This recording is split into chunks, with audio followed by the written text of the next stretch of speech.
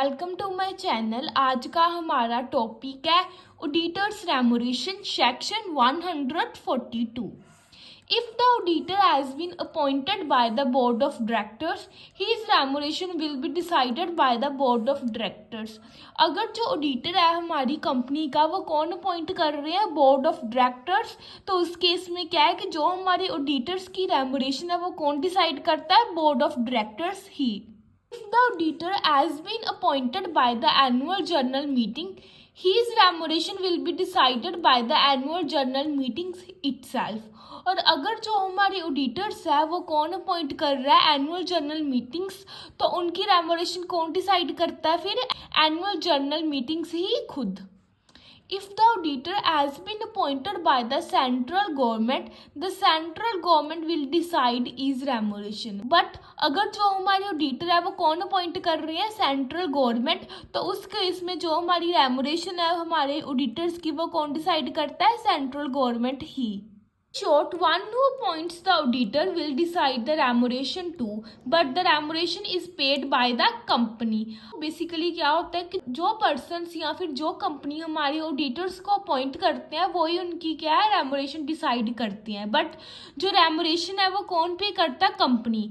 Decide वही person करते हैं जो उसे अपॉइंट करते हैं, बट पे कौन करता है, हमारी company.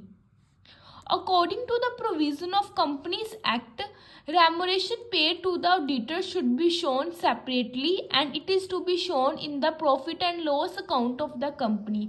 According to the provision of Companies Act, जो हमारी रेमुनरेशन है हमारे ऑडिटर्स की, हम उसे सेपरेटली क्या है, शो करते हैं कंपनीज के अकाउंट के अंदर, और रेमुनरेशन को हम अपनी कंपनी के प्रॉफिट एंड लॉस अकाउंट के अंदर भी शो करते हैं। The amount given to the auditor as reimbursement of expenses is included in the remuneration of the auditor।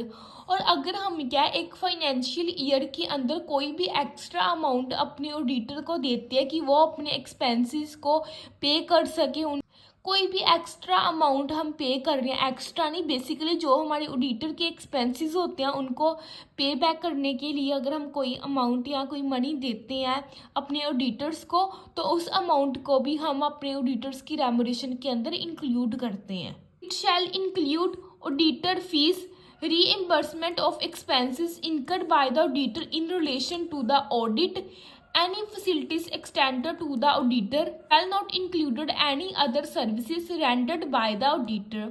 इसके अंदर क्या क्या आ जाता है, हमारी ऑडिट की फीस, और अगर हम अपने ऑडिटर को कोई भी एक्सपेंसेस की अमाउंट के लिए हम अपने ऑडिटर को कोई अमाउंट देते हैं, पैसा देते हैं जो कि हमारी ऑडिटिंग के साथ ही रिलेट करता है, कंपनी की ऑडिट के साथ ही, तो उनके एक्सपेंसेस के लिए जो अमाउंट हम देते हैं ऑडिटर को वो भी हमारी रेमुनरेशन ऑफ ऑडिटर के अंदर इंक्लूड होती है। अगर हम अपने ऑडिटर्स को कोई भी फैसिलिटीज़ प्रोवाइड करते हैं तो उसकी अमाउंट भी रेमुनरेशन के अंदर इंक्लूड होती है।